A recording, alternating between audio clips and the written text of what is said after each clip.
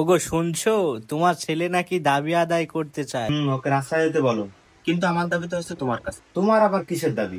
আমার দাবির প্রথম দফা হচ্ছে বাড়িতে আমার কথার দাম দিতে হইবে এবং সর্বোচ্চ মূল্যায়ন নিশ্চিত করিতে হইবে। হোয়াট?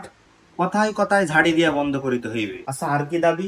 কোথায় যাচ্ছি, কোথায় খাচ্ছি, কোথায় কি করতেছি এত তদারকি করা যাবে না। আচ্ছা, আর কি দাবি? আর ওই প্রতি মাসে চিপিয়ে চিপিয়ে হাত খরচ দিয়ে বন্ধ করতে হইবে। যাক, তাহলে তো ভালোই হলো, অনেক করে টাকা বেঁচে গেল। আব্বার কাছে টাকা চাইলে আম্মার কাছে পাঠাই, আম্মার কাছে টাকা চাইলে আব্বার কাছে পাঠাই। এসব প্রমোশন মূলক পাসিং ফুটবল খেলা বন্ধ ঘোষণা করিতে হইবে। অর্থ প্রদানে সিঙ্গেল চ্যানেল নিশ্চিত করিতে হইবে। চাইবা মাত্র প্রদানে বাধ্য থাকিতে হইবে। কি? প্রতি 2 থেকে 3 মাস অন্তর অন্তর অন্তত একটি ট্যুরের টাকা আমাকে দিতে হইবে। একটা বাইক বা একটা কম্পিউটার আমার ব্যবহারে অতি দ্রুত ক্রয় করিতে হইবে। হ্যাঁ, আমি তো তোমার জন্য টাকার গাছ লাগিয়ে রাখিছি, যে ছিঁড়ে ছিঁড়ে তোমারে দেবো। 10 টাকা ইনকাম করে দেখো কতটা কষ্ট হয়। এই কথায় কথায় টাকার খুঁটা দিয়া থেকে বিরত থাকিতে হইবে। তোমার আর কি কি বিরত রাখতে হইবে? তোমার সিজি কত, তোমার ভবিষ্যৎ তো আমার ভালো লাগতেছে না বাবা, তোমার চেহারা এত দিন দিন খারাপ হয়ে যাচ্ছে কেন, এই সকল হতাশাজনক কথাবার্তা থেকে বিরত থাকিতে হইবে।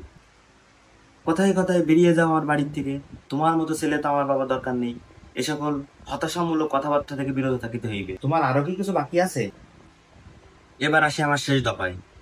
আমি লজ্জিত, আমি অপমানিত, আমি সমালোচিত। আমি একজন প্রাপ্তবয়স্ক দামড়া ছেলে হওয়া সত্ত্বেও আমাকে এখনো বিবাহ সংগঠিত করা হয় নাই। তাই তুমি নিজেকে এবং আমাকে লজ্জার হাত থেকে বাঁচানোর জন্য আমার একটি বিবাহ সংগঠিত করিতে হইবে। হ্যাঁ, তোমার বিয়ে এবার আমি দেব। হ্যাঁ, সত্যি? কিন্তু মেয়ের বাপ রাজি হবে কিনা আমি জানি না। কেন? তোমার মতো ক্যাটাগরি ছেলের সাথে যদি তোমারই মেয়ে যদি আমার একটা বিয়ের একটা সম্বন্ধ আসে, তাহলে কি তুমি সেই ঘরে মেয়ে দিবা? না, কখনোই না। হ্যাঁ, এক্স্যাক্টলি মাই পয়েন্ট।